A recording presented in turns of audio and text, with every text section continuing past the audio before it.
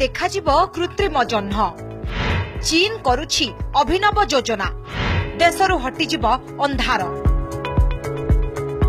सहरर street light बदल रे आकाशरे जह्न देव आलुओ, एमिति योजनार प्रस्तुति आरंभ करिछि चीन। आसंता 2020 सुधा स्ट्रीट लाइट आउ दरकार हेबो नाही बोली जणा पड़िछि। तेणु आगामी दिन में आलोक प्रदान करुवा उपग्रह महाकाश को पठाइब चीन।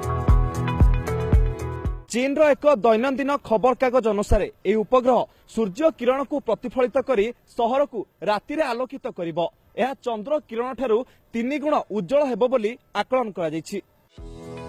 एहार प्रथम उत्क्षेपण सफल हेले चीन महाकाश गवेषणा संस्था आउ 3टी एही धरणर उपग्रह महाकाश को पठाइब। फलरे सारा देश राति रे कृत्रिम जह्न आलुओ पाई परिबे। पूर्वरु 1990 दशकरे रूसिया विशाल दर्पण सहायतारे प्रतिफलन करी सूर्य किरण को पृथ्वी रे पकाइबा पई उद्यम करिथिला। चीन रो एही उद्यम सफल हेले सारा विश्वरु अंधार हटाइबा पई बाट फिटिबो।